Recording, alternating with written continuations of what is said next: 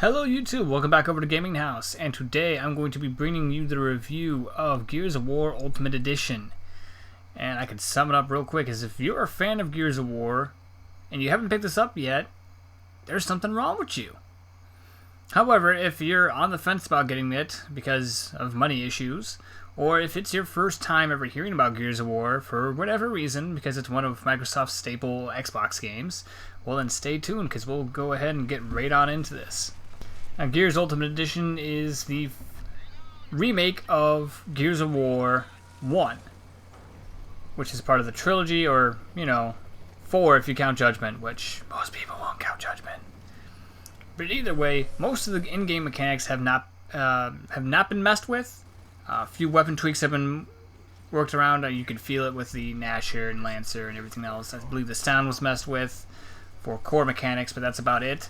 Other than that, textures and everything else have been redone. Cutscenes have been completely, entirely redone, which look fantastic with the Unreal 4 engine, by the way. But starting off on key points, let's jump into a little bit of the story for those that don't know the story of Gears of War, since this might be their first game. The story of Gears of War takes place on the planet called Sarah, which the fun thing about that is it is Ares spelled backwards. And this planet has seen lots and lots of war in its entire history. And when a great war has just ended called the Pendulum Wars, that it was an 80-some-odd year war, that's come to an end. The world's at peace, but then the moments that they finally get to enjoy peace, this new humanoid-like creature called the Locust appear, and they start coming up from underneath the ground, and pretty much, since no one knows how you can fight something underground, they pretty much start wiping out a large amount of the human population. In desperation, they activate the Hammer of Dawn system, which is a giant laser in the sky. With very little time, they tell everyone, hey, evac here, because they haven't been able to dig through the ground here in their capital city, Jacinto. And since they no one could ever get there in time, so they activated the Hammer of Dawn, pretty much destroyed a huge chunk of their planet. A large amount of population was killed by them, creating sub-faction called Stranded, which are people that were left behind. That's what they call themselves. That's what the Coalition of Order Governments, COGs / Gears is what they're called. That's what they call the people left behind, and they're not willing to help each other out because of the differences due to the fact, hey, you dropped a goddamn laser beam on us and kind of left us all to die.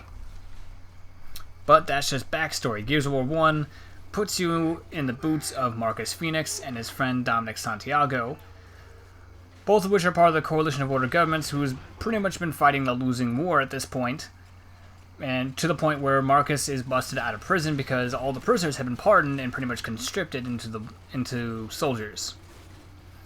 And game picks up from there. You go from task to task to try and find the resonator, to try and activate a light mass bomb that's going to map. First off, the resonator will map out the locust tunnels so they can actually bomb them where they live, since no one can actually get down into the Earth's crust because it's near suicide. And the only place where it's safe is where you can't really dig. And that'll sum up the story, a little bit non-spoiler there for anyone that's actually willing to go through, even though it's pretty much the same story from Gears of War 1, they haven't changed any of that. They have, however, added the PC levels of the game that were additional 4 levels, that were added to Act 5 of the campaign, because those were only on PC. And now we could experience those for the first time on console because it was not available on the 360 version, and those levels were actually quite enjoyable. Getting into the core gameplay and mechanics of this game, as I said before, they kind of left it mostly the same from Gears of War 1, but for those who don't know what Gears of War mechanics and gameplay is, it's a third-person over-the-shoulder shooter. If you haven't been able to tell by the gameplay yet, they have things such as the ability to active reload, which will cut your reload time pretty much almost in half or so, and also give you extra damage. That's all been untouched. There's a cover system. You're able to bounce back and forth between the cover system. And there's a basic level for people to understand, but there's also a curve that'll separate you above other people, both in single player and multiplayer. There's wall bouncing. There's the ability to use the Gnasher really well, which was a general focus in Gears of War 1 because it was kind of the only weapon that worked for multiplayer. But now it all works for multiplayer. We'll get into that later.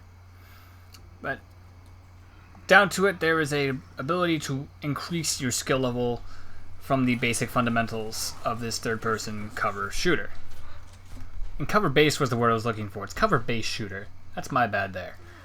Hopefully I won't make that mistake again later on. Let's go ahead and get into the multiplayer aspect of this. Multiplayer has seen an improvement in such that servers have now been added to assist with multiplayer connection. The old Gears 1 had host peer-to-peer connection where host had a lot of power.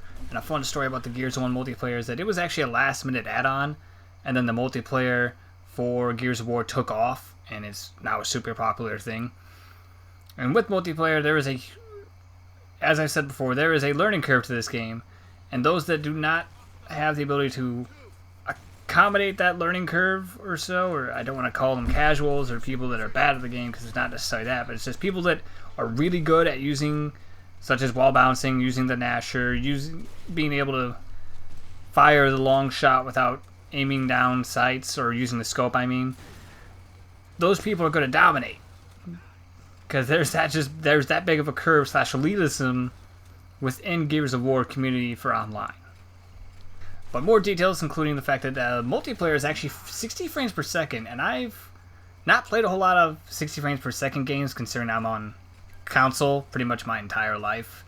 And if I played any, I haven't really noticed it, and or if there was any to begin with. But with this, I noticed right away. My eyes hurt a little bit. I was playing with Andy and my eyes hurt a lot at first. Like, oh my god, what is going on right now? My eyes, they bleed. But looks fantastic. All maps have been added from Gears of War 1, as with most remasters, of course. So you get all those maps. I can't really remember them off the top of my head. They added a leveling system now. They added character skins from Gears of War 3. Some of them, I don't believe all of them are there. They added spotting. Weapons, have, as I said before, have been tweaked, but they've always been tweaked with every iteration, of course. Now let's talk about some of the other things that they've added to this game. They've added the ability to see cutscenes from the main menu. Cog Tags collected now will unlock free comics for you, which 3 out of the 4 are about the Pendulum Wars, with the last one focuses on a character named Harper, who was referenced in Gears of War 2 through collectible items and his Cog Tags. Spoiler alert. Usually when you find Cog Tags, someone dies. But those are the purpose now. Concept art's available.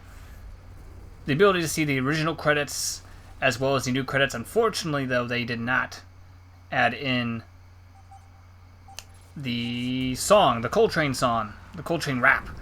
That's not a part of the original credits, and it made me sad, or maybe I had to watch through all of it, but I didn't see it right away. I was upset. Then again, it might be in there. I didn't watch all the credits. I don't know. I feel like I need to go back and watch it real quick before I finish off this review, but I probably won't. But some negative aspects to this game, because there are some. As much as I love Gears of War, because trust me, I fucking love Gears of War. Played all of them besides Judgment.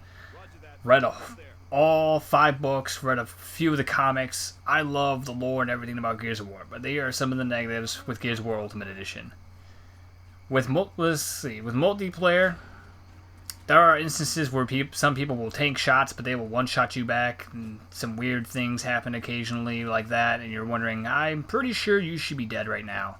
But that could just be my experience, and also with the Nasher, because it's got a spread. Who knows? Maybe all their pellets hit me in the upper chest and head, and mine hit them in the gut and balls. Who knows? For for the campaign in general, your AI is not going to help you. They were not programmed back in Gears of War 1 to try and pick you up, so don't expect them to. It's going to make your life a living hell in single player if you're playing by yourself, whereas I went through with a buddy. They have split screen and all that, so I would recommend that, particularly for harder levels. I can't imagine going through with the AI alone because they're so useless. They're not even good at distracting bullets from people. I've seen them get down 5 times. They'll charge people they shouldn't be charging because they can one-hit melee you down. So don't rely on them, and I encourage, if you're going to go play through the campaign, do it with a friend. I think that's going to about do it. If not, there'll be bullet points in the description below. Check those out. They're spoiler-free, of course, but those will usually cover things I forgot to mention myself, and it'll help those to already see what's good and bad. And I use plus symbols, minus symbols, zero or capital O for neutral points if you argued either way. So now getting to the score of this game, which again, my scores are either a whole number or a half number symbolizing that it wasn't good enough for the number before it, but it's better than an average score of the number. Say like what I'm going to give it now. I'm going to give it a 9. This game is a 9 out of 10 in my opinion. As enjoyable as what a remaster should be. Everything has been updated graphically. Cutscenes have been different. They've added in various features to the multiplayer and single player. Oh, and I didn't mention this is also a $40 game. A $40 price for all those things of an original old game that they've updated to hell and made fantastic in my opinion. If you're wanting for a more range score, this is anywhere between an 8.5 and a 9.5 based on experiences of people and personal excitement for this game. I'd say get it if you are not getting anything else, particularly if you're of course on Xbox, because this is an Xbox exclusive. In fact, I did not mention that in the start of mine that I usually do. This was developed by the Coalition, which is formerly known as Black Tusk Studios, and published by Microsoft. And I apologize, I usually do that at the start of mine. But anyway, I found this game very enjoyable. 9 out of 10. Get it if you got the time for it, of course, or if you're a huge Gears fan and you, for whatever reason, don't have it yet. And as always, you're welcome to come back over to GamingHouse for more gameplay and commentary. For instance, the gameplay and commentary of the Gears of War campaign, which I'm working on getting on YouTube. It's probably going to be a week-long process, and I apologize about that. Because, well, whenever I try to upload something that's like an hour long, it takes like 5 hours because logic and things, and, well, that's what I got. Hopefully you can check those out if I get those up in a timely fashion. And hopefully you enjoy. And hopefully you enjoyed this video as well. So like, comment, subscribe, all that fun YouTube jazz stuff. It's been a while since I've had to say that. So that all got tacked on at the end there.